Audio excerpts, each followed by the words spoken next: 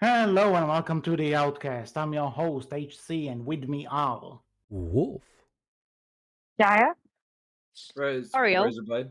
Sorry, Yeah. RaisorBlade. It's We missed the intro. Ah, no, it's This is hey, you know this is what? gonna be fun. You know Just what? You know what? We keep going. That's the best way to Yeah. do this. just that my name's third in line. I thought maybe it'd be third in line. I thought I was good next. Oh well.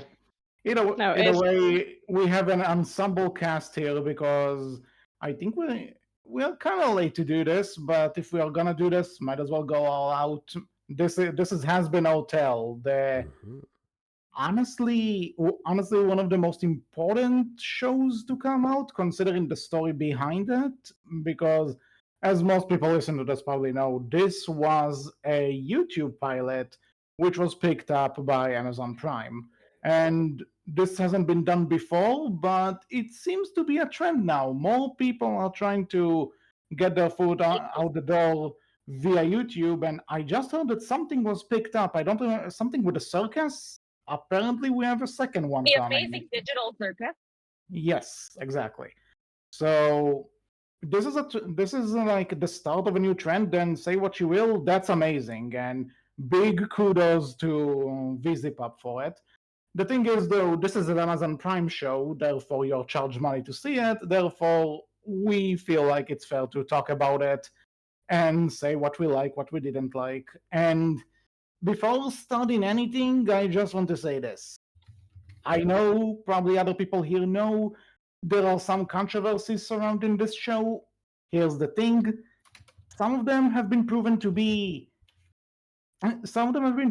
like not so good, not so good. Like some of them have been proven to be, you know, false, and some of them seem like personal vendetta. So there's no reason to really go into it from where I'm standing.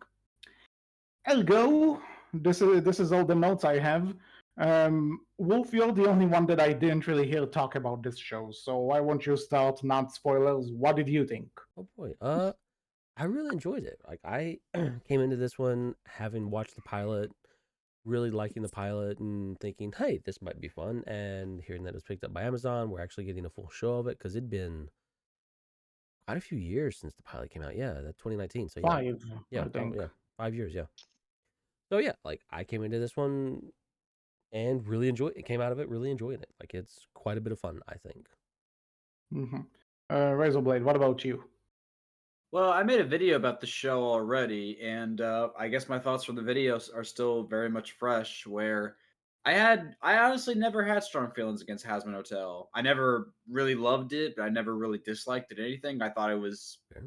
fine. I thought it was a thing, like it existed. I'm like, it's cute. It's a cute concept. I thought the characters were fine. I thought the music was okay. Like just about everything about it was okay from the pilot, which like it's a pilot, okay? I'm not supposed to be blown away by a pilot. It's the final product supposed to blow me away. Mm. And after finally watching the final project, I'm like, yeah, it's still a thing. It exists. It's okay. I think it's fine. There's good things about it, like some of the songs are good and the characters are fine, the animation's solid. Uh Definitely has problems. It's undeniably flawed for sure, which I'm sure we'll get into later, but overall, I still think the show is perfectly fine. That's all I got to say about it really. Oh, Jaya, what about you? This show surprised me, and the reason why is because I've been following the sister show of Hazbin Hotel, Hell of a Boss, and I got HP to watch it with me. And I So found that, that there's just a quick plug. We covered season one on the Outcast before, just Wolf and I. yep. Mm-hmm. And for those who don't know, Hell of a Boss is a black comedy about assassins in hell that go to Earth to carry out hit jobs for deceased clients. And so I felt that with how hilarious Hell of a Boss is, along with beautiful music that does feature Genie and Beetlejuice from Broadway and having a duet and a relationship, I felt That there was hell of a no bus, way. though. What do we have about Hazbin Hotel? Well, what I'm saying is, my point is, I wasn't expecting Hazbin Hotel to surpass them. It didn't just surpass them; it became amazing because Hazbin Hotel is basically The Good Place if The Good Place was NSFW. allowed to use swear words and on a speed run. Mhm. And for people who have been mourning the end of The Good Place for years, like me, it felt like a nice return to form. And not to mention, in the story is tight, considering it's told within 8 episodes. We get some really hilarious moments and amazing showstopper songs that never leave your head. And we get some interesting discussions about what it means to change and about moral desserts. If say that, and moral desserts is the concept of, can you earn something if you know you're going to get an award from it? Mhm. Something that is a constant philosophical question. But All right. instead of, and so I think it's pretty awesome that it's managing to explore all these issues Mhm. within a raunchy So comedy. that's very fair, Tauriel. You go. I'm gonna save this. I will watch The Good Place. I promise. I will watch it. Give me time, please. But coming back to Hazbin Hotel, there is one thing that I love about media in general, and that's when something takes a concept that I'm not too fond of and makes me like it. It happened with Gallivant in musicals. It happened with some horror stuff, and now it has been. I've never watched adult animation before. This is my first one, and I was feeling a bit about the concept itself. But I did give Hazbin Hotel a chance because the way I got into the show was through the fan songs, especially Insane by Black Griffin, who was the voice actor for Alastor in the pilot. And so I got into the show through the music, not through the concept, not through animation in general. And it really surprised me. I like it. I don't know if I'm going to watch any more adult animation, but this was surprisingly good for something that I didn't expect to like. All right. So for my take, I would say that I really like the show. I even think it's great, but like RaisorBlade said, it's very flawed, and while it doesn't take away from the bigger picture, it does make me go, oh god, you could have been so much more. You could have been so much more, and I'm watching you now, and it's like I want to love you, but I just like you. I guess it's that place where I Did you just say what? the thing that Tom and June were doing? No, not the point. I'm just trying to think of an I allegory as was we go joking. on. I was joking. Please Don't don't, worry. please don't mention this. Mike like you. Yeah. Well, the point is, great show. Just you know something. I'm not sure if this is true. This is just a theory I have. There's this feeling that VisiPop planned for a bigger season. That there was supposed to be more to this. There was supposed to be a lot more, but then they told her, "Hey, you're only getting 8 episodes," and instead of just saying, "Okay, then I'll just cut it here, and the rest would be a season 2," she and the writing team tried to push everything into those 8 episodes, and the show does suffer for it, sadly. Like the show is an As insane clusterfuck. as but what I find interesting on a second viewing, it suffers more when you're looking at it as a bigger story rather than individual episodes. I guess.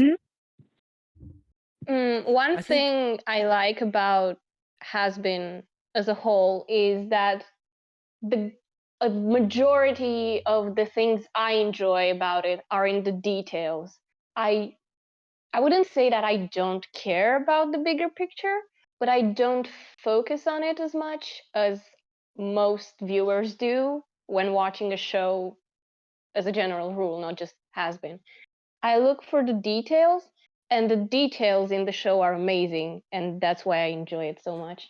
if True, the show does live by the little details. you Sorry, enjoy Wolf. that, you oh no, you're fine. If you enjoy that, you might like Hell of a Boss, and I think that's something that Vivian and like a lot of the people who work with her are really good at is those minor details and really making them shine in the background. I think that's one of their strengths, personally.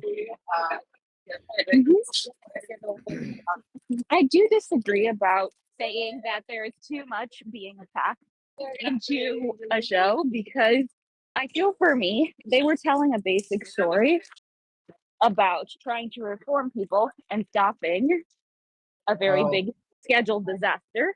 that's something we'll talk about more when we talk about spoilers. I have some backup from that. But is there anything non spoiler that you guys want to say before we jump into that? I'll just say, like, I get where you're coming from. Like, I can kind of see what you mean by it being too much in one season.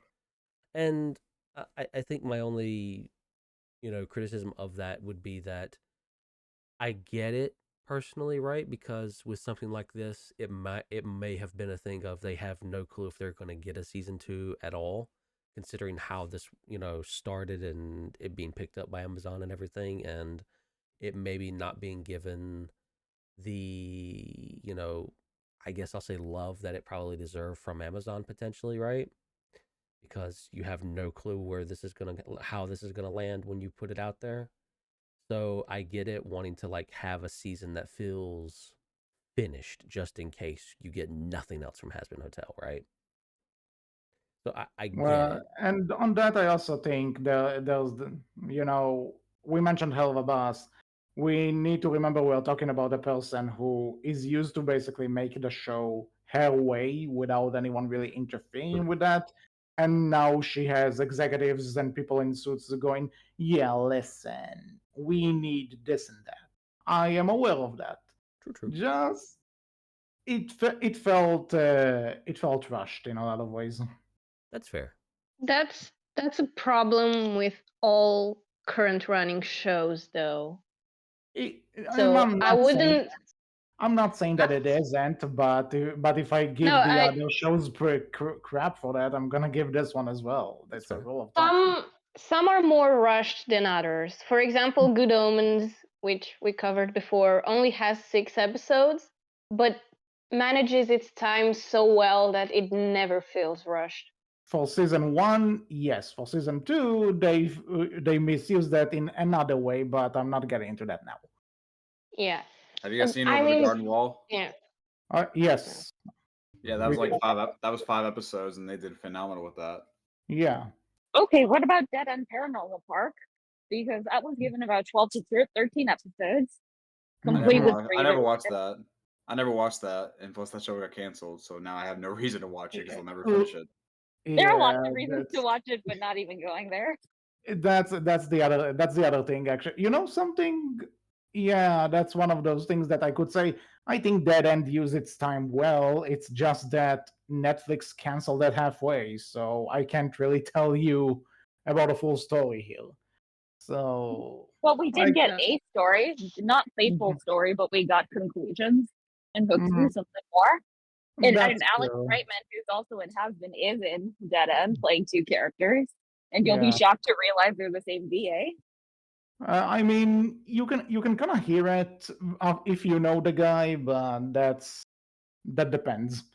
It's So definitely one of those things of it's showrunner dependent, right? Like you have Mhm. some showrunners that can take, 3, 4, 5 episodes and give you something absolutely stellar because they really know how to utilize, okay, I have this many episodes, this much time, this is what I can do with that because they're used to working within this industry for so long, right? Or they're just good at managing that time. And you have some who aren't as attuned to it or they don't have that experience yet. And I think Vivian is probably one of those, right? Because you have hell of a boss, right? And she can just do whatever she wants to with that and take as much time as she wants, right? To some degree, I would Mhm. say, and compare that to working in that, structured environment that is like, the entertainment industry when it comes to management and time and all that bullshit. It's definitely a different beast you have to deal with. And you're either going to be really good at that or it's going to take some time for you to get that experience and learn how to really work with that, right? Mhm. Also, now that has been so. Wait, that's a pun. I didn't mean that. Now that the show has been so successful, I mean, I saw a tweet a few days ago that it's more in demand than point-something% of animated shows. Mhm. So it's really, really in demand. The soundtrack has been the #1 soundtrack for 4 weeks in a row. So now I think Amazon might feel more secure about it. Yeah. Like it brings them money, so they might be inclined No, to give yeah, we do the know that show the season more 2 is liberty. Yeah, we What? do know this isn't. We do know that a season 2 is coming. The Oh question yeah, now no, would be no. The question is now, which is interesting based on what you're saying. How much more freedom is the crew going to get after they prove themselves once? Where I'm interested in seeing how that goes, but we got a long way until we get there. I know. I'm just saying that there's a high possibility of The them one getting thing, more freedom. the one thing I do want to say because I saw a YouTuber mention it. It's Hazbin Hotel stole Disney's soul from Wish. Boom. I know Tell me. respect. I said this in my review. Respectless solos everything from Wish alone. Yeah, well, one, you are right about that, but two, it was like the title of the video that like Hazbin Hotel stole Disney's soul from Wish because you listen to that, and it's like, if you didn't have any context, you would think Hazbin Hotel is the Disney musical that was in theaters, which is sad for the mouse, but then again, the mouse has been hurting us a lot lately. I mean, So- bold to presume that Wish had a soul to begin with, if you know some of the tea behind the scenes stuff. But the behind the scenes isn't the movie we got, right? So they Well, stole the Justin soul. Bieber. Well, when you get Justin Bieber songwriters to do the villain song, you don't have a soul. Okay, this is a debate that I'm not gonna get into because I don't want to give this movie attention for now. Oh, wait till Moana 2 comes out. Apparently, they have some TikTok songwriter doing that movie now. Oh, no, like, listen, I'm concerned enough that this was a TV show that they turned into a movie. I am now concerned even more. Oh no. Listen, the mouse knows what they're doing. Don't No, they're question. not. No, what?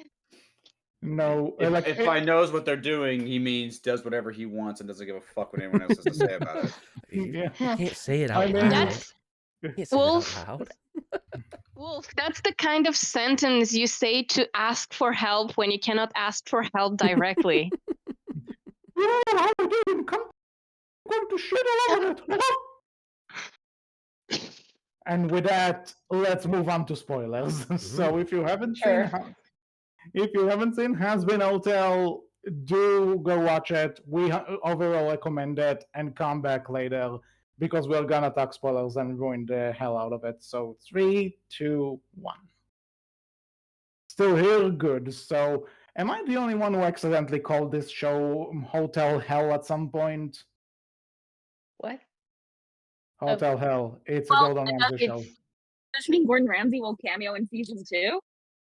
If it does, it will be the best show ever. No Gordon Ramsay competition. would really fit the show, wouldn't he? Yep. Yeah, I mean, I know you don't like that show, RaisorBlade, but he was the best thing to come out of Big Hero 6, the series. Let's be honest. That is arguably correct. Okay. Okay, Anywho, but Gordon Ramsay, but Gordon Ramsay giving Charlie insight on improving her hotel. How do you think that would go? no, here's the thing. We are in spoilers now, so my theory is that whoever is in control of Alastor is Gordon Ramsay. Nice. That would make a lot of sense. Let Is them it not- cook. Only Let them that cook. would only work. Oh my god. That would only work if it's a male character though, because a lot of people have been theorizing that Lilith is the one who's in control of Alastor. I don't care. Gordon Ramsay would be better. Visipop, leave all the bags with money on the side. I'll count them later. You're welcome. Okay. Sure, why not? Serious talk. Serious talk. I get know- that. Now that you mention it, you know who else would be very, very at home in this show? Who? Ryan Cheaty. Reynolds. I didn't. Both of you talked at Wait, the same what? time, and I didn't hear Ryan anything. Reynolds. So Ryan I said Ryan Reynolds. yeah, he Think could about work. it. He Yeah. could work. Yeah, Mhm. he is Marvel Jesus after all. Jaya, what were you saying? Oh, I was joking that Chidi from The Good Place would fit right into the show. No, he Because- won't. Do you want to give this guy more problems? No. He's already tortured as it is on The Good Place. I'm sure he can handle a bit more. I won't go into it for people who haven't seen The Good Place, but like the poor guy. I'm just saying, Chidi would get along really well with Charlie and go, Mhm. "Where have you been in my life?" He- Because probably. because You know so what? I just want to say, I'm not sure who is gonna get it, but for the odd person out there, if I had a nickel for every time there's a show where the main character is named Charlie, and there's an episode about a hotel/casino owner that doesn't want to take that doesn't want to ask for help from their dad, I would have 2 nickels. Not a lot, but shocking it happened twice. If I Sounds about had right. a nickel for every time the blonde female protagonist made a deal with the sketchy, old fashioned villain in which she owes him a favor at a later date, I'd have 2 nickels. That's not. I told you this before. Yeah. You can find similarities with a lot of other stuff with this show. If I had a nickel for every time in the last couple of months, I saw something about this young female try to go up to this powerful overlord and try and make a deal with them or whatever, and like work with them to get something, I'd have 2 nickels. And I think that's 2 nickels too many, if you ask me. Uh-huh. Okay, if I had a nickel for every time I watched a show with a red-headed demon in it in the past year, I would have 3 nickels. Okay. If I had Okay, a nickel so for every time Alex Brightman voices a demon and gets to sing, I'd have 4 nickels, which isn't a lot, but that has happened 4 times already. It's pretty cool. If I had a nickel for every musical I watched, I'd be kind of rich right now. Oh, if only. If fucking only. So, Wolf, if you had a nickel, never mind. I don't have So, any nickels. I'm sorry. mhm. Well, anyway, I guess if we're gonna start somewhere in this spoilery discussion, you know what? I did mention that I think the show is rushed. So you know what? Let me try and let me try and put this to you why I think I'm right. Mm-hmm. Go for it. Not pretentious at all, I'm aware, but anyway. So we have the first episode. Great setup. We have Charlie. She's running the Hazbin Hotel, a hotel that's supposed to redeem the souls of hell and allow them a second chance at getting into heaven. Great start. So far so good. She goes to have a meeting with the angels of heaven. She meets Adam, who is an asshole and doesn't want to listen. All right, good start. And we also know that heaven is about to attack hell in 6 months. Please put a pin in it. We'll come back to this later. So far, not a bad start, even a great start. Episode 2, we see that there's this guy called Vox. He hates Alastor because, let's be honest, who doesn't in this universe?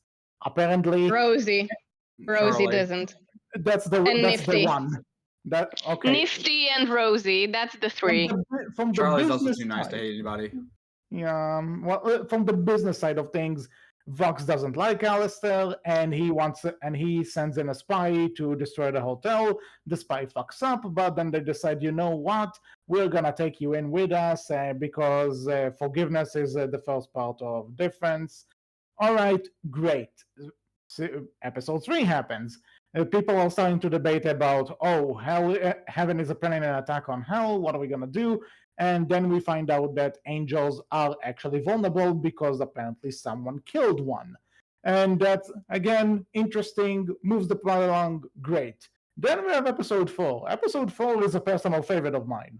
Does nothing for the overall plot, let's be honest. It's a good character episode, but in terms of the bigger picture, what does it really accomplish? And I Loser bring this Baby up Fucks. because... I said Loser Baby Fucks. It's a really good song. Yeah, it's Yeah. again, that's a great song, but in the bigger picture, this episode kind of doesn't really accomplish anything.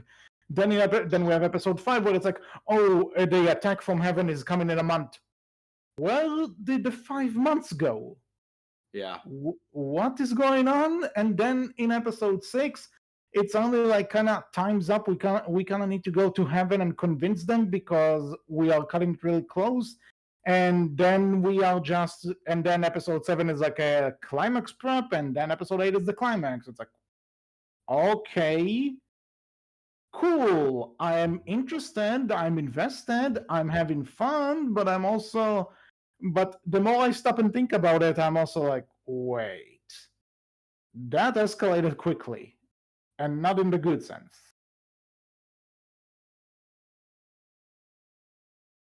Okay, given the time they had, I think it makes sense that time was running out. But you see how people have changed. Like Angel Dust is Charlie's first project. And it's interesting to see how he changes throughout the episodes. And it's linear, you can follow it.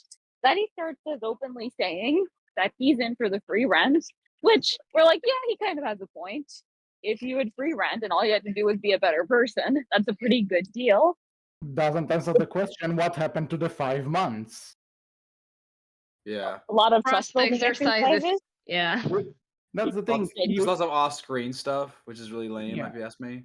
Yeah, it's like that's the thing. It felt like there was supposed to be more episodes, like episode 4, Okay. which was an Angel Dust episode.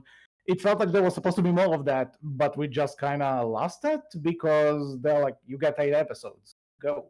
I think, and correct me if I'm wrong, but I think that Angel is the only character other than Charlie and Vaggie that they could properly explore in season 1 while still leaving room for explorement in season 2. So, for example, with Alastor, who is the most mysterious of all, he gets bits and pieces, but if you would get his full backstory, he would lose the air of mystery. Don't give I'm saying giving them. Wait. I just want to say though, that's not saying what his backstory is. It's just giving them more to do and make the time skip, believable. Alastor's the one character that's built up as safe for later stories. Like, it's the one thing they're keeping a secret. He's not the only one. Nifty is also a big secret. We know less about her than we do with Alastor. But then again, Nifty's just some little freak who's just always screaming and doing weird stuff. There's no building mystery to her. RaisorBlade. Nifty is my spirit animal. Don't you dare talk bad about her.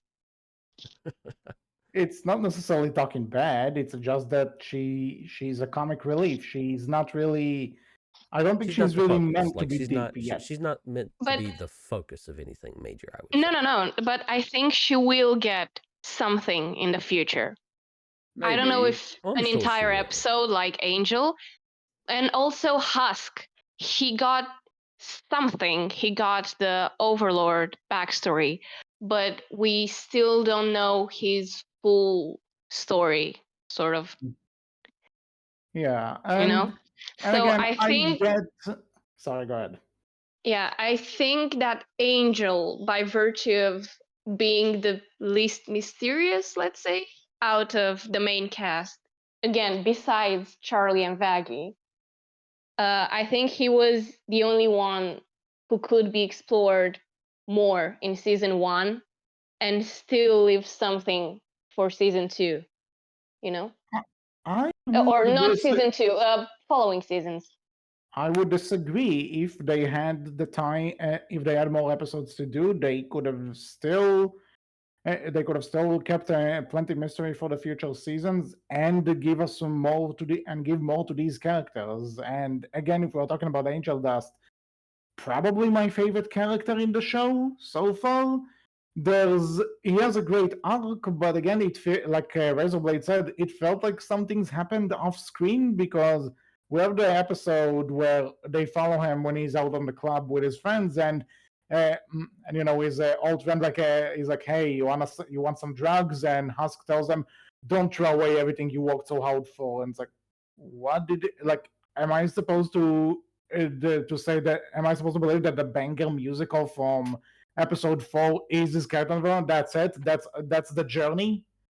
I don't see it. Well, he hasn't completed his journey yet. And from what I remember, you saw the episode more recently than me, but I do remember he did say yes to the drugs eventually. He does, Didn't he? but he does, but two, when you have a line like, "Oh, don't throw away your progress like that," and it's like it would have meant more if I actually saw progress. What, you And want to I see him not take drugs for 5 months? no, I'm not saying that. I'm saying that again because there's this sudden 5 month time skip. I'm left there going, what kind of a journey did he go through? Show me that. I want to see that because I'm interested in this character. And later in the episode where we see him stand up for Valentino, that's badass. That's cool. I'm like, yeah, fuck that asshole. Tell him. And so this is cool. But then but then there's this moment of don't ruin your journey so far, and it's like, what journey? We saw that he accepted himself, and that's all well and good. But I didn't see more than that. You just jumped. We did see I- more of that in previous episodes, though. Because what I Yeah. was going to say is he started improving for real when Sir Pentious started showing him up. So yeah, motives were not pure in the Yeah. sense that he got jealous. But the next But- episode has him saving Sir Pentious from a war zone. Long story But- short, the trust exercise that he does, and he actually starts bonding with the guy. But So this- he's but learning to again, let go of his insecurities slowly and to care yeah, about others. he Um, does. It just feels like we jump from A to B quickly, in my opinion. Thing is, though, and correct me if I'm saying something stupid, because I might say something stupid, but the journey that Angel would have had in those 5 months, it's not something big. It's not something that you need to show, don't tell. I think it works as a tell, just tell, because there's not something much you could, there's not that much you could see actually just with your eyes. I think implication or other characters feel- implying that he is improving is enough in this particular case. Because he's not Again, doing something big. The big thing was when he stood up to Valentino, and that was shown. But yeah, up until that great. point, he didn't do anything big between episodes 4 and 6. So But they say why that he would did. they? But they because they said that they did, so they They didn't said show. that he's improving. Not they didn't say something. Oh, remember when you did whatever thing that made you a better person or something? They didn't do that. They just said he's improving. That's it. Yeah, but there you go. They said it's improving. I would like to see more of that. But then again, maybe it's just a matter of you could argue I just want more from these characters, but I could Yeah, also say because they're jumping around. It doesn't feel fulfilled. I it's think this is definitely also going a to be one of big those cast. personal preference things It, too, right? yeah, Could be. I Could think be. this could be because you said your favorite character is Angel. So That too, I but again, I it comes sort down. of I don't think it was quite there, but that's just me. Which is fair. I get where I you're wouldn't coming say from. it's you. I wouldn't say it's you. I would say that considering the big cast, regardless of the number of episodes, I've seen shows with 22 episodes and the same number of main characters that still didn't give each character a lot of screen time overall. But I don't think this has to do with the shortness of the season. I think this has to do with just the fact that it's a big cast. So when you have more than 5, 6 main characters, it's harder to fully show each of the characters' journey, you know? I would, Especially when you only have 8 So episodes. yeah. yeah, But I would again, argue it's I've seen both. shows with 20 episodes We and a get large you, cast, and they still, yeah, Tauriel. yeah. I get that you've seen other shows, but here's the thing: it also comes down to how the writers can handle the cast with the number of time they're given. If I would, that's up for debate with a lot of shows if they did it right or not, and and I just feel in this case not the best. I would argue that after Charlie, Angel is the character who gets the most development screen time, all of it He in does. season 1. He does. I'm not arguing that. I just say Yes. I don't feel it's enough, personally. Which is Yeah, fair. that's your It's take. definitely gonna be. I think it's gonna be one of those things of this is personal preference, and the reason I say it's personal preference is because like I sit here and say that I'm fine with it. I think it was enough for me personally.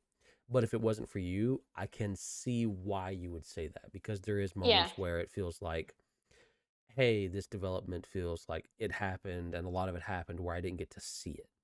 Now, granted, I do agree with the idea that I don't think it's something I necessarily need to see, but if it is something that you would like to see, like if it's a character that you really enjoy and you wanted to see more of that, and you don't feel like you got the full experience of seeing that journey and seeing at least enough of his journey to feel like, okay, this is where he's at and I can see where he's at now.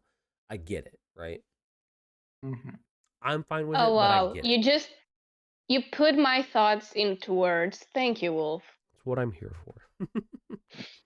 Yeah, I'm he, new to me, the I'm new to the podcast thing, So No thank you. worries. right. If you Yeah, ask that's me, what I was trying to say.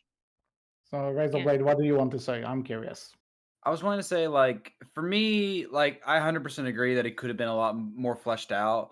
But for what it is, I think Angel's arc works well enough in the show because, unlike some of the other stuff, like, say, Carmilla and her whole weapons thing and all that shit, at least we do get to see it on screen. We get to see something on screen in episode 4. Like, we actually get to see him suffer with Valentino. We get to see Husk try to talk some sense into him. We get their song Loser Baby. Like, out of all the characters, like, we actually get to see that relationship develop. We actually get to see that growth in some way.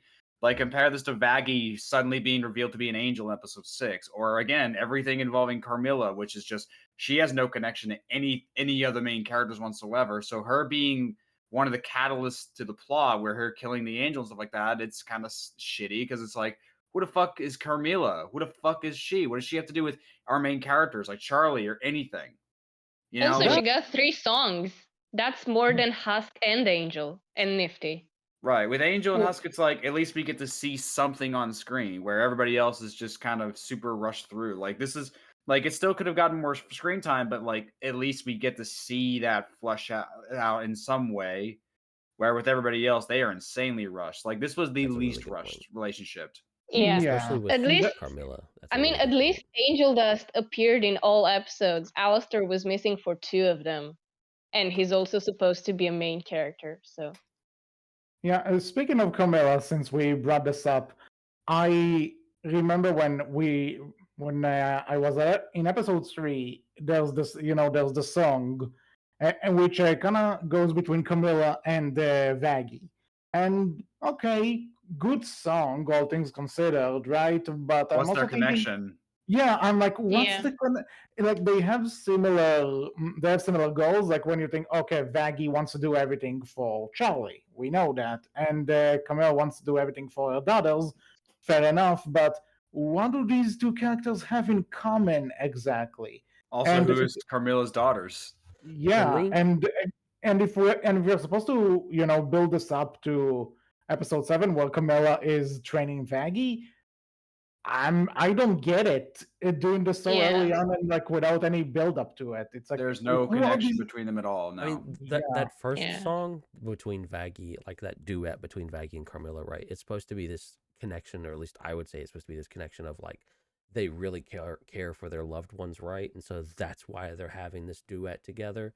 But I do get you where you come from, like character wise, right? Like it's cool as a musical thing to do this, and for a musical, it's fine. This works. There's nothing wrong with that. But you also have to remember, like, you're not just doing a musical, you are doing a show as well. And that show does have to have a story, and these things, like, have to make sense connect wise. Like, I get where you're coming from with the Carmilla thing. It's definitely a thing of, it doesn't bother me. I'm fine with it, but you're 100% right that why could this not have been, Alastor that did this and it worked better? Like, I get where what you might be trying to go for in introducing Carmilla and the other, overlords. You're trying to expand out the world and do things, but it's definitely one of those things of, with 8 episodes, it feels like it's there and then done with, and then we move past it very quickly, and that feels like it should be something that's a lot bigger than what it is. Right, because like Carmilla and the Overlords, they don't even take part in the final battle at the end of the show. Yeah, you're right. They just provide weapons. Yeah, you're right. They don't do anything in the I would. final fight. I agree that Carmilla. Wait, is Carmilla or Carmina? Carmilla. Carmilla. Okay, Carmilla is the weakest point of season 1. Also because she gets more attention than some of the permanent cast, even though she only appears in 3 episodes, which is less than half. And she also gets 3 songs, which again is more than Angel Dust, Husker, Nifty. And for the record, Maybe also Vaggie. I think Vaggie only has 2 songs now that I think of it. So yeah, she gets more which, by the songs than way, a lot of this the is main characters. this has nothing to do with everything I just found. I just find it kind of entertaining that throughout, whenever she does Vaggie, Stephanie Beatriz is doing her Rosa voice from Brooklyn Nine-Nine, but whenever she goes into a song, she switches to Mirabelle from Encanto. I know why, but it's just kind of funny and entertaining to see that transition. That brings up a point I made. Sure. Like, I remember, I don't think I've said this in my video, but like I said it on Twitter. It's like in that duet she did with Carmilla, it's like her voice, like Stephanie Beatriz is a great singer, but in that song, she was really straining. Her voice did not sound good in that song at all, I'm afraid. Like, I think her voice was really strained that song. Like, because, like, for some reason, her and Daphne Rubin Vega, the voice actress for Carmilla, they're both rivaling, trying to hit the same note at the same time, and that makes their voice just not mesh well at all. It's like it doesn't work at all that well, which And is I why, think, Yeah. which I is think funny for that one because too, because I think also for that one she's trying to do that voice, that tough voice, and for the duet with Charlie, she's just doing her regular voice, so it's probably easier for her to play around with it. yeah. Also, I think Vivi was just really happy to have Daphne Rubin Vega on the cast. That's why they gave her so many songs. Mm-hmm. Which, I mean, to be fair, her first song, you could say whatever you want about how she wasn't necessarily introduced well, but like her first song is a freaking banger. I love that song. Just it's that everything that follows it doesn't really live up. Are you talking about Respectless or Yeah, Respectless. Yeah, Respectless is great. That's a great song. Yeah. Do we want to do a top 3 songs for each of us? I feel like Loser Baby's gonna win. Yeah, so Loser now Baby let's- won for Oh. sure. So Not make a top 3 overall. Each of us says our top 3, well just then like that. then I guess maybe we should discount Loser Baby because I think it's gonna be in everyone's list. Let's be It's honest. not in mine. It's in my Well, top then- 5, but not surprised. in my top 3. I'm surprised by that. Me Well, too, because Fine, if I we're was igno- surprised. Even if I we're did ignoring a Loser Baby. Sorry, go ahead. Yeah, I was doing a ranking of all the songs for myself, and I was surprised when I got Loser Baby in 4th place. I was like, holy shit. Hmm. It's such a good song, but only in 4th place. And Is this the for point- good reason, trust me. Guys, is this the point where I'm going to annoy her and probably the entire fan base by saying that I don't really care for Alastor that much? I don't think that's that shocking Oh. because there's not, like I said, there's just so much mystery to Alastor that there's not a whole lot of character there exactly yet. You I know, think it's something we'll get more into RaisorBlade, later. RaisorBlade, you have not had to deal with me for the past month like HC has. You have no idea what he just did by saying that. It's I'm definitely just one of those saying. things of I get it. I know exactly what I understand did. you're doing. Yeah, and I exactly what I resent did, you but for that. I But get there's the exactly. thing, I don't care. Sorry, Wolf, go ahead. I sorry. get where you're coming from though. Like Alastor's definitely there's not enough of a character there yet to really be attached to or like or dislike yet. For some people there might be, but I fully understand if, for others there isn't yet. I think it's definitely something that, like Razor said, we're going to get more of later, and you're really going to know later really well if you really like him or if you don't, right? And for Do the you record, want me to justify I just want to say, my? Okay. because I feel I need to say this, I don't hate Alastor. No, fair. No, I get you. Wait, I just want to say this. I just feel for how they build him up, and again, it's probably gonna come back in the future season. There's more mystery to him than character, but and there's just this thing that they show that he's basically unfucking distractible. Like everything they throw at him, he manages to beat down, and it's not even a challenge for him. Even there's Did the you point just where he would forget say, the Adam fight? I'm getting to it. Please Okay. let me get to the point. It takes pride in the fact that nobody got that much out of me when he shows like a rip of his clothes, and it's like, okay, now let's see more to you than a smiling asshole. And then we get to the climax, and Adam just kills them. Which, by the way, Adam is better. Just saying. And then Adam kills them, quote unquote. And then there's this entire, I'm actually alive and there's someone in control of me, but we need to wrap this up. And then he comes back to life and everyone's like, you're back. Yay, you're back. And there's no. But he also What was mentioned the- it in episode 5, though. I mean, that wasn't a surprise. Yeah, again, that's what I'm saying. Though, in The episode the 5, coming we'll back see from the him go. dead was the twist, but the fact that someone else controls him, that was said in episode 5. That wasn't a surprise for episode 8. Okay, then maybe I'm confusing the two. The point is, Yeah. The scene where he scares Husk, that's the scene where Husk tells him, I know you're also on a leash. And that's the moment it's revealed to the audience. Mm-hmm. So it's not a surprise in the final episode. It's just that he comes back. That's the... For me, the shock. Sorry. For me, because we haven't talked about Alastor's character arc through the season. Because Alastor is obviously evil. He's upfront with Charlie that he's only sponsoring the hotel and being the producer because he expects her to fail. So it's going to be entertaining for him. But over the season, we see he truly starts to care for the hotel residents. Like Husk, whatever, because Husk is his punching bag. But when an old friend Mimsy comes to the hotel, he kicks her out on finding out she was using him again and endangering the hotel residents, and later pulls Charlie out of her funk when the meeting with the angels goes bad.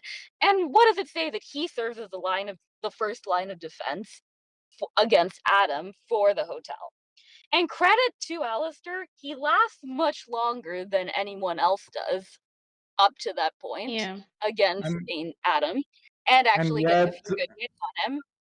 And yet, he's the only one that technically doesn't survive the fight, besides the snake guy who will go to heaven. Serpentius is going, am I a joke to you?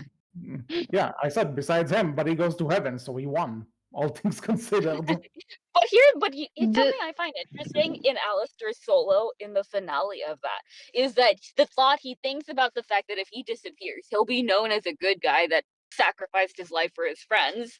And despite his smile, he looks horrified at this. And I think about that, what it means, because it could mean that he's either truly started to care for the hotel and Charlie, that it's not just about whatever mysterious benefit from the favor that Charlie owes him, or it could be that it'd be bad for his reputation as an overlord, that he would give up his life or something like that. And so, or if it's a matter of pride, that he doesn't want to be seen as a good guy, especially since if you go by his backstory, he was apparently a cannibal in life and a serial killer. So it's an interesting thing to process about what is Alastor's motivation, because he also changes. And the fact that he's the one that boots Charlie out of her funk, and yes, he uses it to manipulate her into a deal, but again, he's upfront about it. and then he goes the extra mile by securing her an army to defend the Because hotel. just because he's upfront about it doesn't make it it doesn't make it excusable. I just want to point out. Who said it is I mean, excusable? No, not excusable, but it's fascinating to ponder. It's fascinating to ponder his motivations because, Okay, that's as we've talked, he's the most mysterious character, and the fact that he keeps maintaining he's not a good guy. And also, if you finish the sentence. No, you go. You go. Okay. There's also that scene with Nifty in the finale, where he says he could grow used to caring about the hotel, and I do think that was him being truthful. Okay, fair. You know which scene I'm talking about? Yeah, and again, there's something to him that needs to be shown more. But then again, I feel like, to me, I need to see more of a character than a mystery to care. I think Alastor is the long game of the show, because he was a fan favorite from the start, and Vivzy Pop is well aware of that. So I think he's the he's the precious cargo of the show. I don't know what analogy to go for. You know, the thing you need to be really careful, but with the story of Alastor, but also he needs to be there for a long time to entertain the audience, if you get what I mean. Yeah. But what I personally like, what? We get a lot of character from Alastor. What about the fact that? No, I'm just saying that he's in there for the long game. Oh, I'm saying what HC says, that we don't get a character, we get a mystery. That's not true. Like episode 2, the fact that he dives into a singing duet with Vox, the V played by Christian Borle, who is I do think he's underutilized in the show, considering Christian Borle has an amazing voice, and Vox should get more screen time. But he will. I digress. He will. Vivzy Pop confirmed that the V's will be the main focus of season 2. Great. Okay, good. That's something I'm looking forward to. But anyway, if I may, Jaya, do finish, because I want to just say my counterpoint. Okay. Okay. Well, the fact that Alastor, for basically no reason than that Vox, an old rival, is insulting him, just goes back and starts on the radio just to casually destroy him, just for fun and without that much effort. And I always thought that was hilarious. That Alastor is. Here's the thing, though. That's hilarious. That's good. That's character. My thing is that for everyone else in this show, I can talk more about them in terms of who they are. I can say they're this, but Alastor. Tell me who Nifty is. Tell me who Nifty is right now. Wait, Alastor. Alastor, to me, and not that it's bad necessarily, but he's just cocky asshole, and that's all that he is. He's enjoyable when he's not necessarily. He's a petty cocky asshole. Like, think about the duet he has with Lucifer. Yes, there is a difference when you're petty. Like the fact that he has the balls to go up against Lucifer and to actually get insulted by. But that's when the thing. We were watching that episode, I was like, Alastor jealous of Lucifer, and Vivzy and you guys had to tell me. Actually, no. Vivzy Pop said no. It's not. He is not jealous. He's just trolling the guy, which means there's a special level of pity and confidence to go up against. But okay, let's play this game. He's just a petty, cocky asshole. Nothing much else to him when the others have more. That's all I'm saying. Not saying he's bad. He truly cares. Oh, he has more than that. He truly cares for Nifty. Like the fact that he's consistently. Let's be honest. If you don't like Nifty, you are worse than hell. Okay, everyone likes Nifty. It's not that you don't like her, but people are scared of her, and he's not scared of her. Like everyone in the hotel is cautious around. Okay. Well, the last thing I will say about Alastor. The last thing I'm saying about Alastor, and that's because I promised the fiance that I will. Alastor to me is a Tumblr hot guy version of Garfield. Smiles all the time and is a petty asshole. Okay, can I say now what I like about Alastor, which has By nothing to all do with means. what we've said so far. By all means. So first of all, Okay. his aesthetic is quite unique, not just for the Hazbin universe, but for a character in general.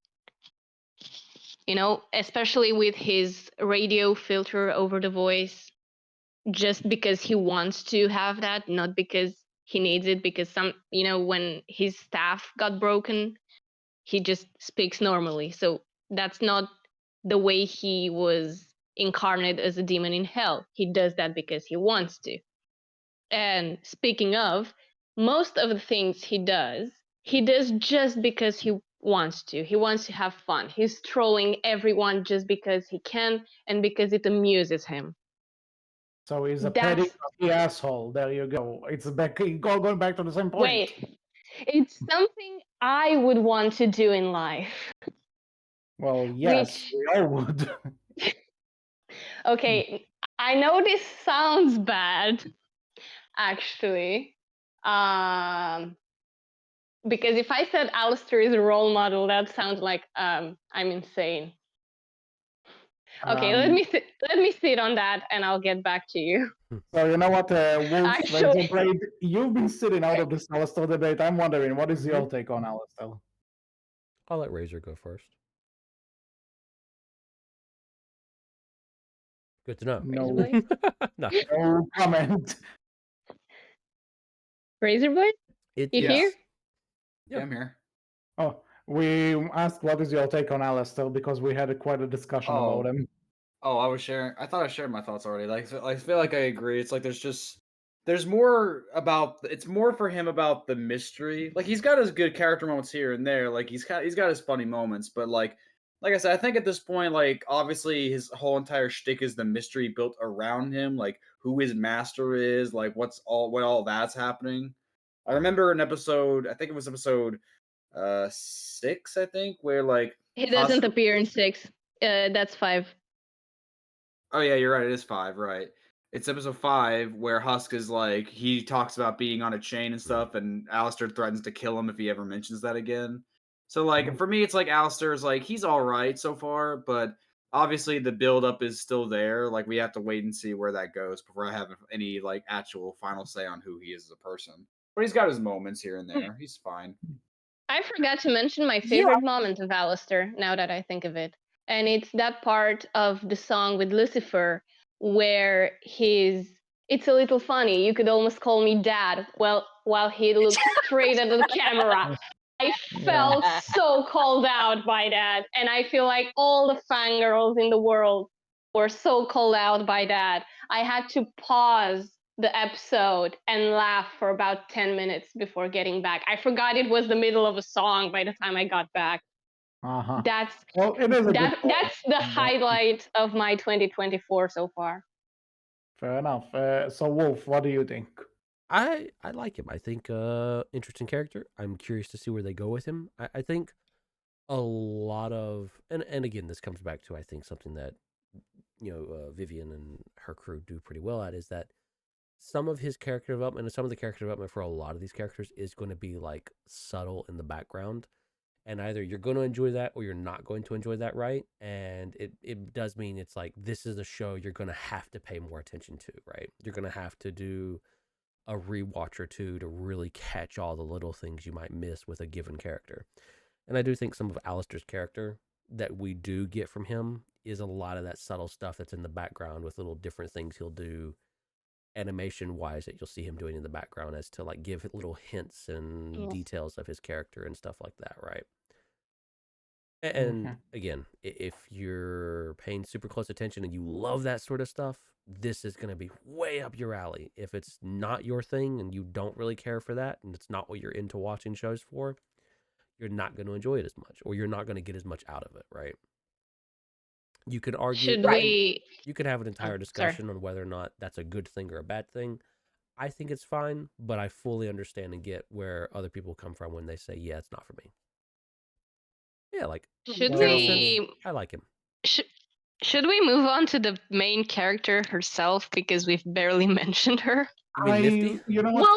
Well, Before we get to yeah, the big two, but I do want I just want to get kind of to Husk real quick because I'm like honestly yes, I Husk feel like is Keith fascinating. David is so Yeah, underutilized it's Keith. in Yeah, my opinion. I agree. Keith David's a little underutilized. I wish we would have got more from him Yeah, because it's Keith fucking David. You can't not love this man's voice. At least he had Yeah. a song. and At And least he he got had the a best yeah, song in the Half, movie. He Yeah, got half the a yeah, best song song. in the show. You and He can't got not half give a him song. the one yeah. song he has, which he has to share with another guy, is the best song in the show. Pretty It's close to it. still Yeah. I will fight number you over one, that. I think. It's in the top 10 songs worldwide still, and it was at number one for 2 weeks, if I'm not I mistaken. Just Loser Baby was there mm, at the top yeah, I in the. actually a bit before this, I was actually watching a ranking of all the songs in the show, and surprise, surprise, "Loser Baby" was number one. Makes sense. Mhm. Now, if you get what the number two is, It's either Stayed Gone or Hell's Greatest Dad because those have the most views. it was Poison. You're wrong. Anyway, Really? so yep. I'm surprised because on YouTube, on Amazon's channel, of all the songs they uploaded, and Now, Poison and Loser Baby are among them, Hell's Greatest Dad is the most watched. And well, it's that's the the. most watched. It's not the personal favorite for this one particular person. That's Loser Oh, Baby. oh! I'm looking at it right You. now. Okay, sorry. I thought yeah. you meant that the person did an objective ranking No. It based was a on personal thing. Yeah, internet. Okay, sorry. I thought it was I based do on wonder. internet interactions. Just RaisorBlade. Right. What were you saying? I was just saying I'm looking at the numbers now. It's like Hell's Greatest Dad. Hell's Greatest Dad has 27 million views. Loser Baby has 19 million views. Oh Yeah. boy. Hard And to it's argue with that. also, if I'm not mistaken, because I checked a few days ago, it's the second most watched video on the entire channel for Amazon Prime. I mean, fair enough. It's a great song. Go for it, Jaya. So anyway, Let yeah. me So for check. Husk, I think this is kind of how you do Alastor, right? For me, he doesn't have much, but you can tell that there's a lot of mystery to him that they are waiting to delve into. But I felt him more in this general area. I felt more that there's something a bit more tragic in his past. There's something that he's still processing himself. I found him interesting, just underutilized. Also, Yeah, I agree. I fully agree with that. I am on enough about his design, but he's cool. I'm just a bit confused by the fact that he has wings as a cat. Because all other animalistic demons are just one animal. You know, Alastor is a deer, Serpentius is a snake, Angel Dust is a spider, but Husk is a cat with wings of, I think, falcon or eagle or something. I always thought it was like I owl think I wings. know why. I think I know why though, because one of Keith David's biggest role was playing Goliath in Gargoyles. And this is a shocker. I only found this out a few years ago, and I went, that's him? So I think the fact he's a black cat is a reference to Coraline. That he's in hell as a fallen demon is to Dr. Vasilia, because he's got friends on the other side. If But it's Husk if that's was. supposed to be a reference, then that's a deep cut, but cool nonetheless. Headcanon Husk is But- just Lucifer, is just a Facilier's hell form. It's all connected. Yeah. No, Sure. actually, I mean, I just want to say that Husk is not voiced by Keith David in the pilot, and he still has the wings. I mean, yeah. Okay, yeah, that's a good point. I mean, he had the wings and cat appearance long before Keith David was cast. That's what By I the way, wanted to point out. You reminded me that when you said that Angel is a spider just like Squidward is an octopus. They're supposed to have 8 of those things, guys, not 6. He does Just have them. incredible. He just hides them. You know, the final scene in the 4th episode when he starts shooting at the bad guys, he pulls out his extra 2 arms. I just And noticed that because he has the 4 arms that he usually has and his 2 legs. That's what I'm counting. you animate arms and then you can do I'm not saying this is a 6 criticism. arms on It's a joke. yeah. It's a joke, people. It's a joke. Okay. Also, I find It's it a joke. really cool that he has those dots underneath his eyes Yeah. that are his extra eyes because spiders also have 8 eyes. That's cool. But that was not a feature in the pilot. Somebody mentioned it to Vivzipop, and she was like, "That's so cool! I didn't think of that. They were just aesthetic," and she made them into eyes. And I think that's really cool about Angel's design. Yeah, that is cool. I guess so. You want to talk about the main characters now? I guess might Yeah. as well. So obviously, Vaggie is the main character because apparently they put Stephanie Beatrice's name way above Erica. What's her name? Erica Yeah. Erica Hanks. Yeah. Erica Hansen. Yeah, Erica Hansen. So it's weird to me that they put her above her because it's like Charlie is obviously the main character. Yeah. So just a small thing that I found odd. But anyway, Charlie I think is like the perfect protagonist for this type of show. She's like Yes. she's like when you hear Princess of Hell, she's the last thing that comes to mind. That's what makes her perfect for that. She's just a shoo-in for that, and again, she does have this traditional but also her own unique Disney princess voice, which totally Yes. works. And and the comedic timing is great. And I do like that despite everything, I always had a soft spot for those optimistic characters that even if they feel down, even if they get hurt, they always find a way or something to get up and keep fighting. And I also appreciate that to some extent she doesn't want to use the fact that her dad is literal Satan. Even if she does, she wants to do things by herself. I appreciate it. She's a very layered character, and I feel like in a lot of other shows, I really buy her relationship with Vaggie. They felt real, and to that note, I also enjoy Vaggie as like those as the stern, tough character, but you can tell she has a heart of gold at the end of the day, and she does legit love Charlie. And when the twist comes in, it hurts. I think again they could have done this a bit better, but it's a cool idea for like the idea is there. The idea is impactful, and I appreciate. You mean to say you've never watched a show with an angel and a demon in a gay relationship? Just because Good Omens did it doesn't mean that can do it as well. Cool. I know. I just wanted to bring Good Omens up. Yeah, I know. So what's interesting is that I've joked that Hazbin Hotel is basically The Good Place seasons 3 and 4 on a speed run, and the fact that that Erica basically does an Princess Anna voice for Charlie. And what's funny is Kristen Bell, who plays Anna, is the lead for The Good Place. So I do wonder how much of the influence from Frozen and The Good Place is there of the optimistic protagonist that gets broken while being the opposite of what we expect. Because probably something though. But it is interesting because I remember when I first saw the episode with you all, I was like, okay, so Charlie's the white sheep of her family, given her dad is the freaking devil. And then we meet Lucifer, and we're like, oh, that explains a lot. Yeah. It's funny you bring that up because, like, the voice actor for Lucifer, Jeremy Jordan, he also plays Varian in the Tangled series. Yes. Yes. I've justice for Varian and for that bullshit because. But it is hilarious to think that Varian is Charlie's dad. We're not talking about that for now. It did not happen. It was not canon. Okay, fair.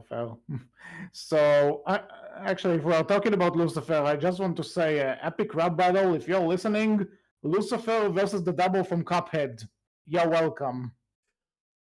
Great, everyone agrees. And then the devil from Tenacious D shows up and just blows him away with his metal guitar. Yeah, you know what? What about Lucifer from Sandman? Do they come in and decide Don't spoil, please don't spoil. Let's just say that there are too many devils, but I don't know. I think like The prima donna devil from Cuphead and like this Lucifer, I think, would have a lot to say about each other if they ever met. I feel like Cuphead Devil would get electrocuted a lot by Lucifer once he realizes how funny it is. He sounds electrocuted. Yeah. But I have to say, I never thought I would ever be connected to Lucifer when it says "take that depression." Like, okay, Oh my god. I felt that. That's- Surprisingly enough, I That's felt my that. that's my favorite line in the entire show. It's such a I mood. quote that on the daily. You're not the only one. I think it's the most popular meme from Yeah. Hazbin Hotel. Well, I mean, it's again, I don't think anyone hasn't gone through this in some way, shape, or form. It's interesting to think how much this diverges from the canon, and I'm not saying canon of any official story, but from the Bible. And I'm talking about the Christian Bible, which I've read and studied. I don't know if there are any differences in, say, Hebrew tradition, but it's interesting that Lucifer is basically just a bad guy in Christianity. That he either sends a snake like Crowley, or he changes into one and offers an apple to Eve. And it's like fuck around and find out. That's how he falls into hell. And if you go into Paradise Lost, it just gets really creepy when he has a daughter named Sin, who was born from his forehead and whom he left to kind of fester in hell long before he fell. That is really different weird than what stuff. we have here. So Yeah. what's interesting in this case is Lucifer did give the apple, and he did fuck around and find out, literally, because Adam's first wife Lilith saw Adam, went nope, and ran into Lucifer's arms instead. And Lucifer did give Eve and Adam the apple, but his intention was benevolent, or at least he thought humans should be given a choice to be good or bad.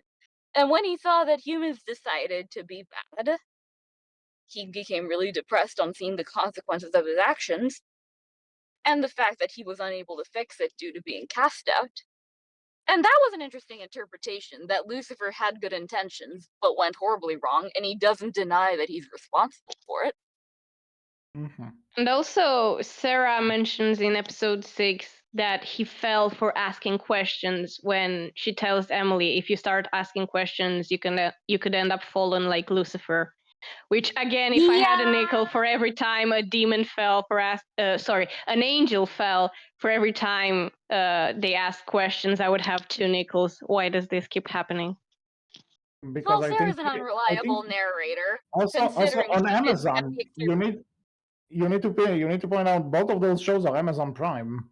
Interestingly, Yes, Amazon. What's the deal with? Never mind. What and about apology songs? Both shows yeah. have an apology song and dance. Oh my god!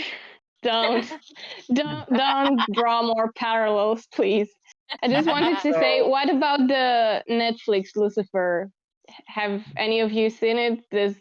no, That's but I think I have way too many Lucifers in life already. I need to process. I think Neil Gaiman makes a cameo in that show, but I'm not sure. He does? Wait, hold on. I'm not sure. He makes a cameo in one. Well, you to discuss this.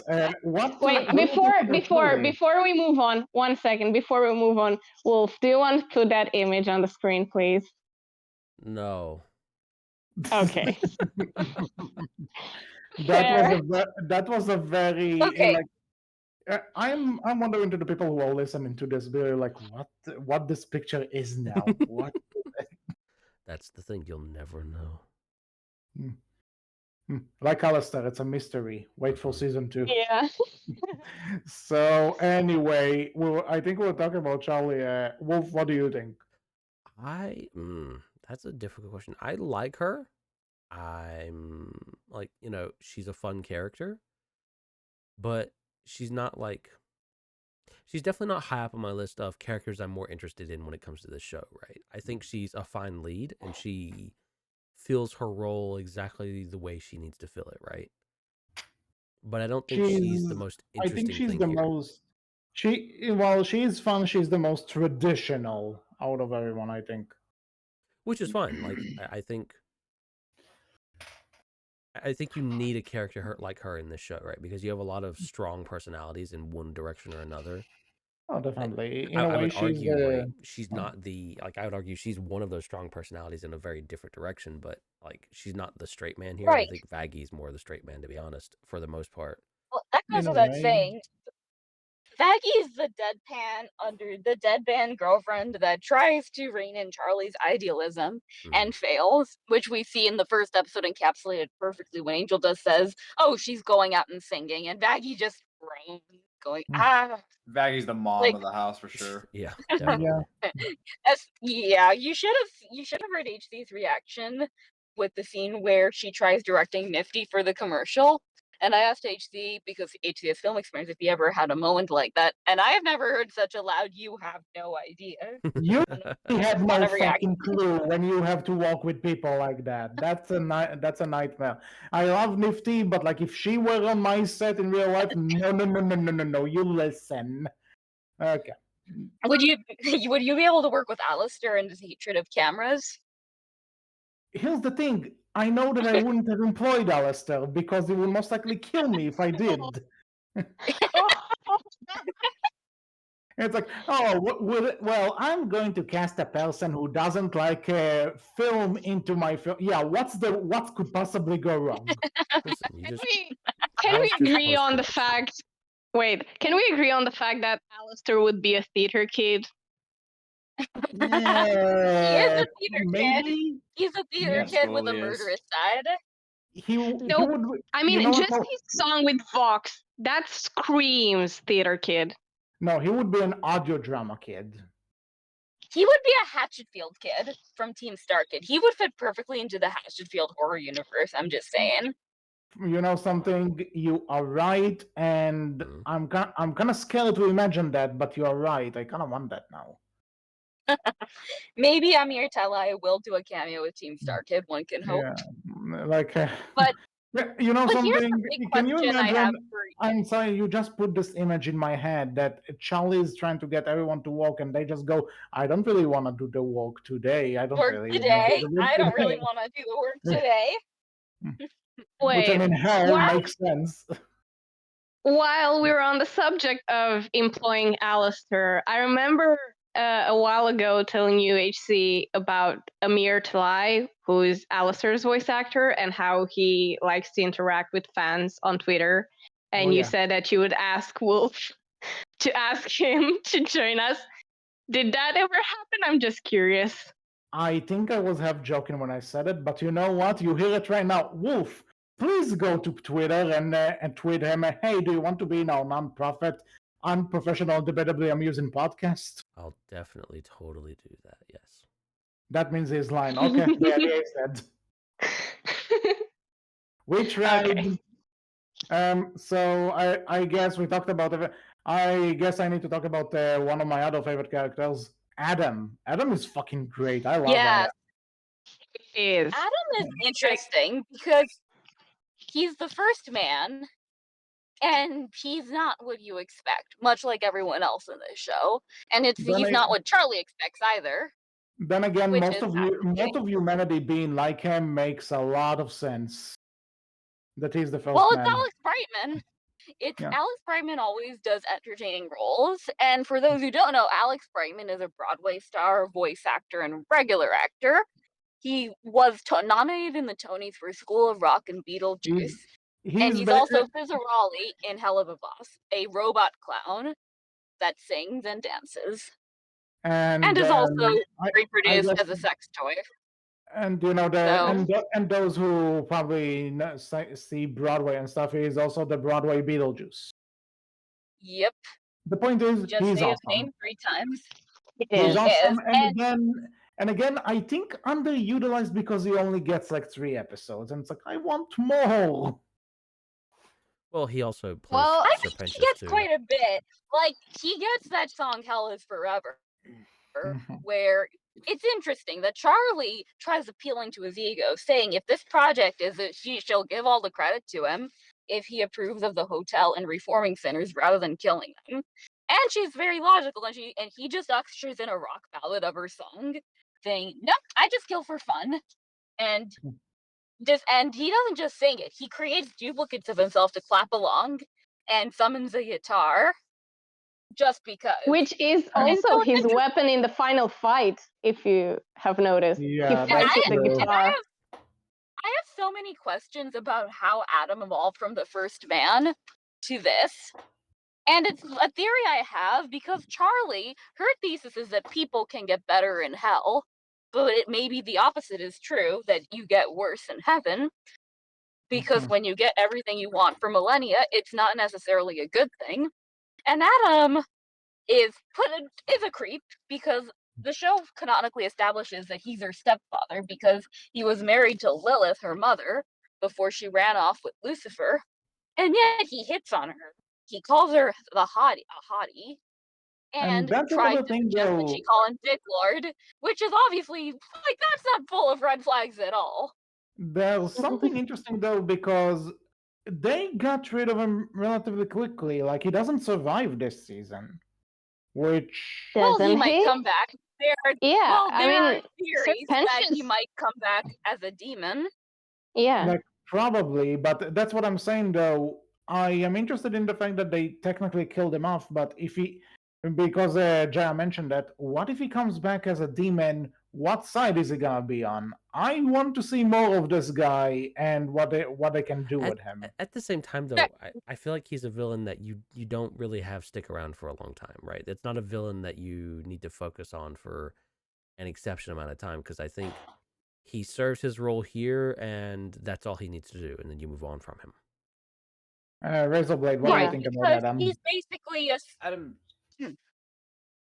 It's just that, like I said, Adam is okay.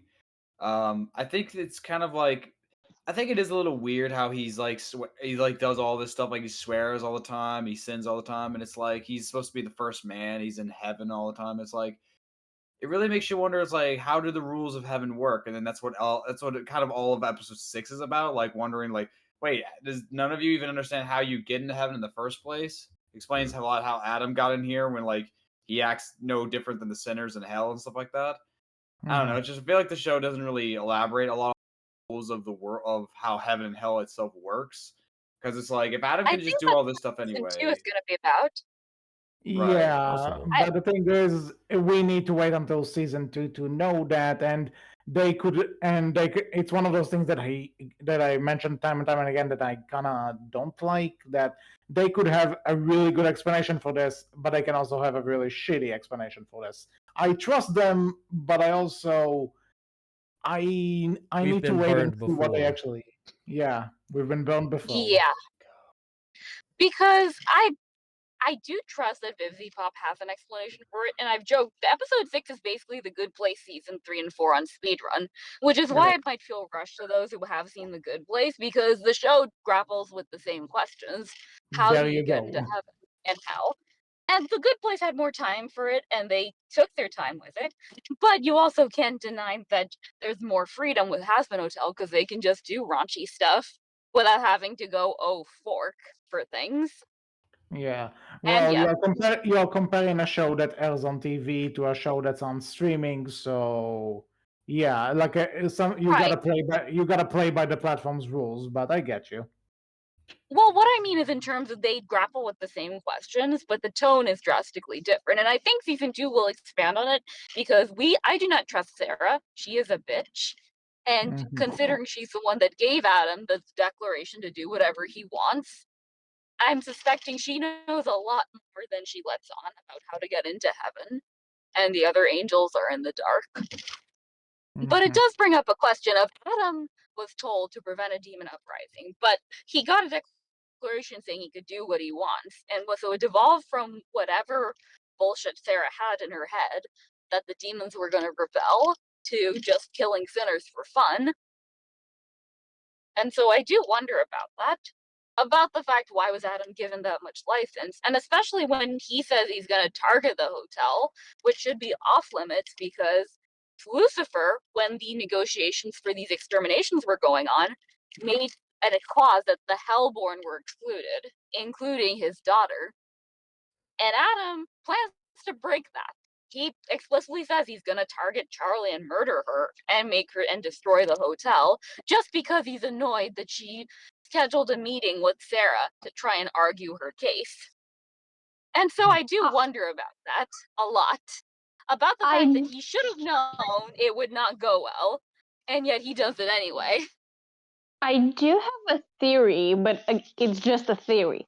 But it does make sense in my head because Adam was the first man, and we don't know who died first, him or Eve, but let's assume that he's the one who died first. So he was the first human soul in heaven. He was the first human soul in existence. So to make themselves look good or something, heaven accepted him just by the fact that he was the first one, you know, while Lilith was the first human into hell. Mm-hmm.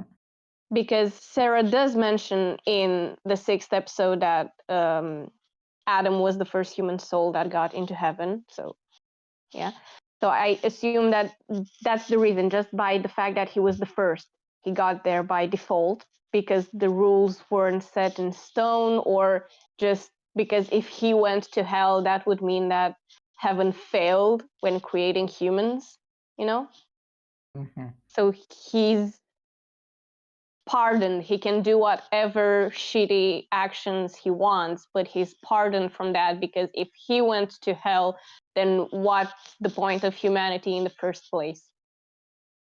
Like we said, this is probably something that we're gonna have more answers about as the show goes on, hopefully. Right now, it's one of those things that's just interesting to think about. I do think Jaya said it plenty of times, but I think there is like a lean into that good place, place. I don't know, that something in the system is fucked up, and they're gonna try and fight it.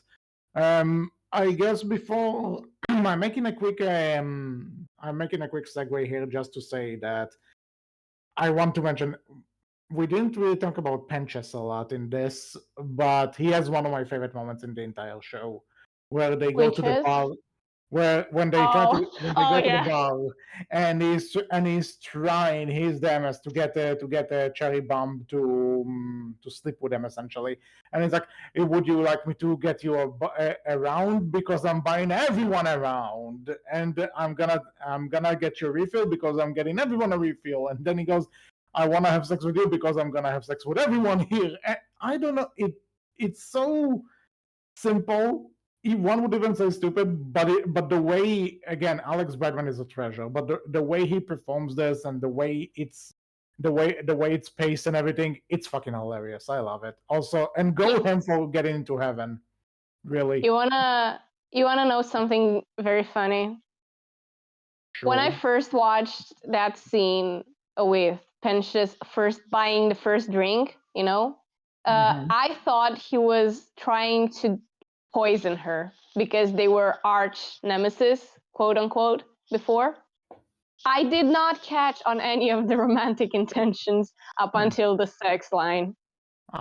Fair enough. I'm that stupid when it comes to love. You have no idea the amount of times I thought two characters were siblings when they were in fact romantic partners, and when I realized I was it happens. that happened so much to me, and it So, shouldn't. any Wolf, RaisorBlade, do you have any final notes? Don't you want to guys do the top 3 songs for each of us? We will, but let's get the story stuff done first. Oh, sure. We'll wrap up with the story with the songs later. So, RaisorBlade, do you want to say? Not really. No, I think I've said all I need to say. Okay, Wolf, what about you? Yeah, I think I find it interesting that Amazon has, just as an aside, to become kind of the home of adult animation a bit somewhat here, right? In a way, With yeah, Hazbin like Hotel, Invincible, Legend of Vox Machina, and a few others as well. I think Mhm. it's interesting that it's Amazon that has become the home of adult animation because it's been a Netflix while. is canceling everything. What? Mhm. Who True, else but did you expect to I mean, fair, but pick up? Not Hulu. even Netflix wasn't. Netflix had one or two here or there, but I don't think Netflix was really the. It wasn't as dominating as it is with Yeah, Amazon Prime. Amazon has a lot of it. Like most of their animation, I would say is original animation. I would say is adult animation. Is more geared towards adults or especially that older teen crowd than it is a younger audience, right? But Yeah, I and find it also like interesting. I I think do agree. also and like most of Netflix adult animation is like stuff like is more Inside like Job. yeah, but it's more like comedy rather than actually delving into character development and more adult themes than like It's Amazon also does. it's interesting to see this show too because it's been a while since we've had an adult animation that has been like more that hasn't been a comedy thing, right? I think Mhm. before this, I would say maybe what was it? It, I guess Rick and Morty counts, but I feel like Rick and Morty was But more again, that's comedy focused. comedy. I think Yeah. BoJack Horseman was the one that was not necessarily comedy focused, right? Yeah, that's a lot more dramatic. Yeah. But like since then, I don't think we've really had an adult animation show that hasn't Again, been like comedy focused. Well, they're Smiling Friends. True. yeah, there's that, and again, there's also we mentioned Invincible. There's also that, but again, most of those you're right. Most of those are Amazon Prime rather than Netflix. You're totally right. Listen, I'm happy with it, right? Like adult Mhm. animation has its place in the world, 100% Mhm. in my opinion, and it's nice to see more of it. And I'm glad we're getting more of it, especially more varied adult animation. Don't get me wrong, I love my comedies, but it's nice to see that yes, you can do new and different and interesting things with adult animation, and people will definitely love and enjoy it. So yeah, Mhm. Yeah, Yes. I'm definitely something to root for. So I guess it's time for top three favorite songs. Eh. Wolf, why won't you start? this is so hard if I can't say loser baby. I think definitely uh where is it? Let me see the list. Yeah. I think definitely for me at least Hell's Greatest Dad and More Than Anything would be in like that Hell top yeah. 3.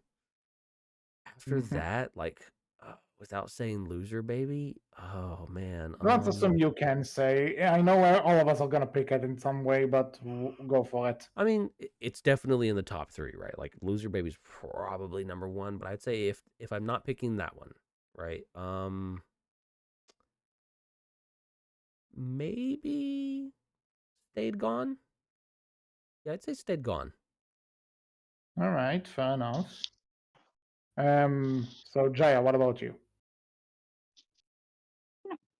Okay, so based on the ones I listen to frequently on YouTube, and yes, I admit I'm a freak about Hell's Greatest Dad because that's the one I listen to at least every day because my YouTube feed recommends it the Enjoyable. more times I listen to it.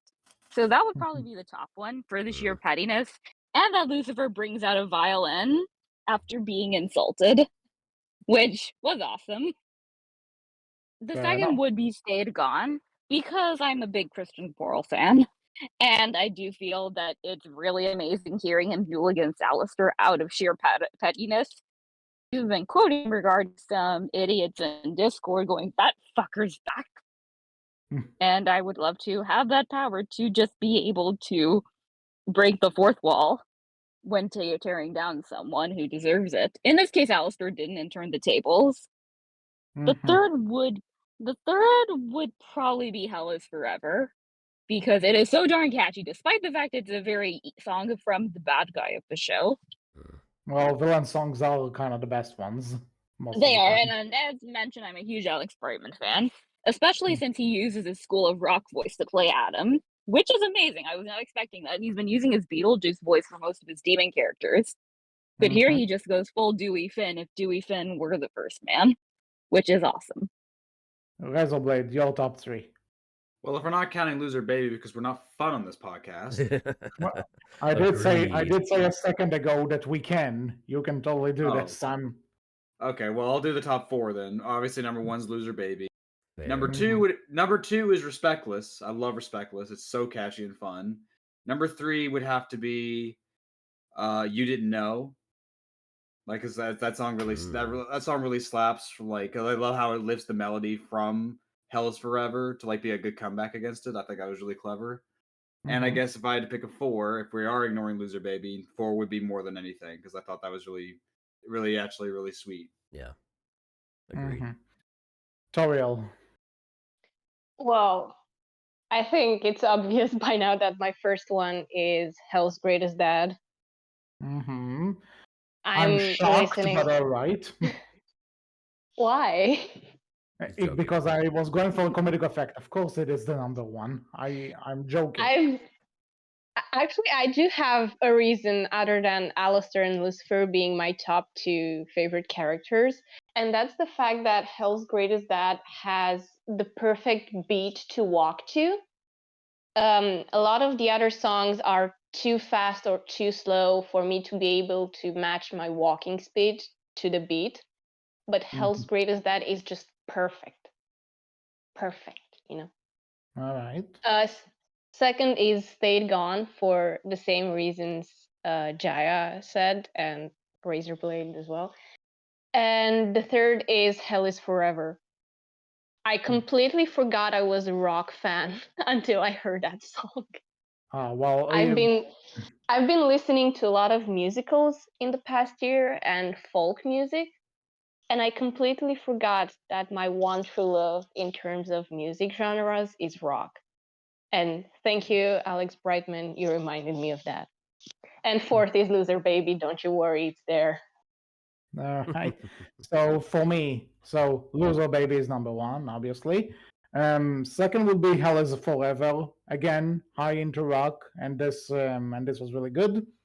And so You Didn't Know what is probably number 3 because I love those big ensemble songs that kind of bring everything together. And again, it's kind of a continuing piece to Hell Is Forever. Works really well as that. I guess if I have to pick a number 4, as short as ignorable as it might be, the reprise of More Than Anything, I really like that one.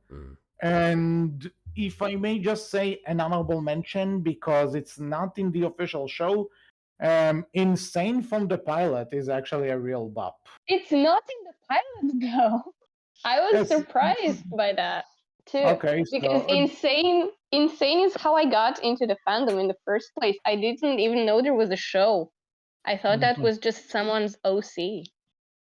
All right, but might as well. I mean, Alastor. I'm gonna give it the recommendation it deserves, because I found something interesting about that one, and let's just say I might have a new personal projects that I'm working on regarding that.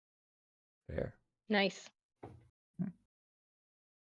So, anything else to say about this? Because we basically talked about what we want to see in season 2. So go check out the show. It is, at the very least, fun. But we already talked to spoilers, so why would people listen to the show, to this part, if they didn't see the show? If you somehow haven't, if you somehow skipped to the end of the video and this is what you're catching, go watch the show. We'll repeat it again here. And then you can come back or and go watch all the video you skipped. Or go watch it again and pause at random times, because there are so many fun details in the background. Or at the very least, enjoy the soundtrack. Yeah, or that too. Yeah.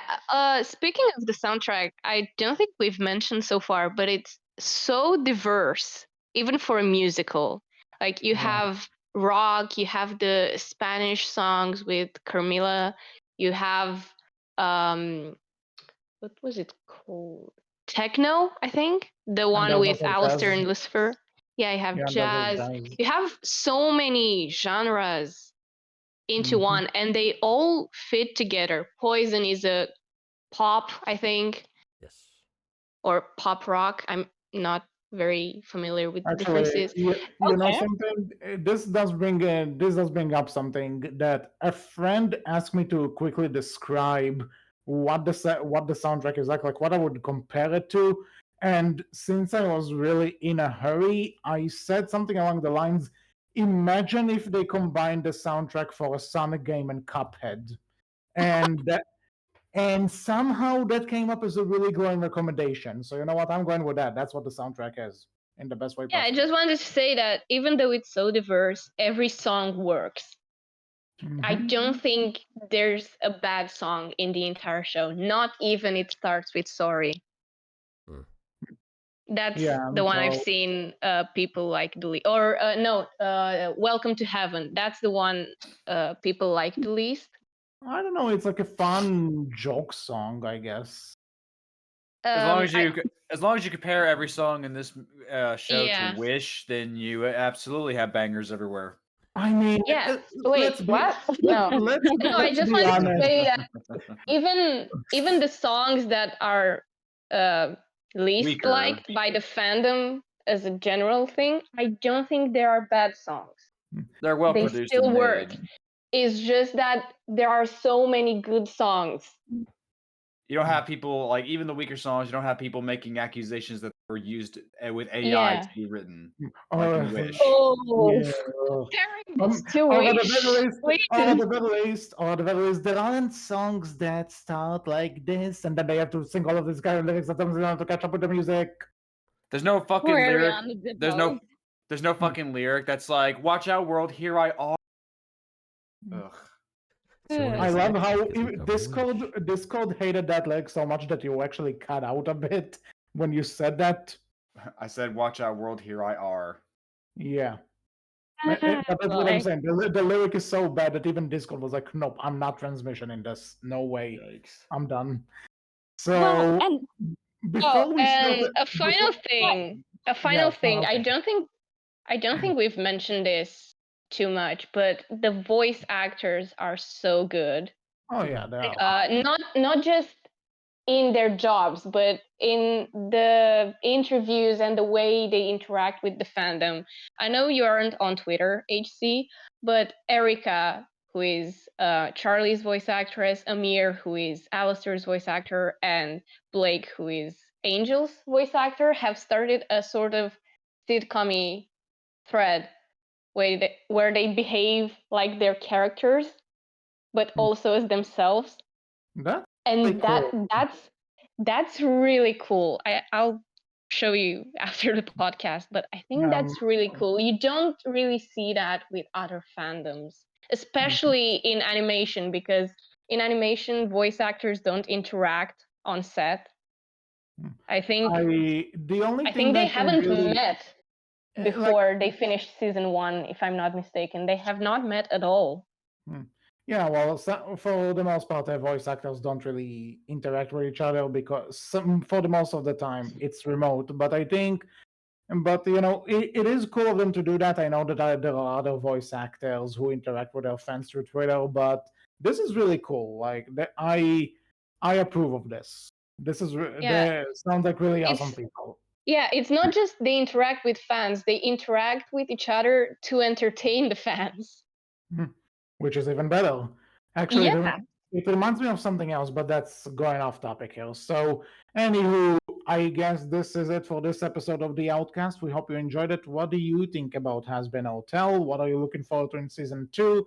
And do you want to kill me for saying that Alastor isn't the best? You can tell us all about that in the comment section below, on our Tumblr, which is Berkcast Team, and on the Twitter, which is Berkcast with a capital B, capital C. Wolf is on it. I'm not.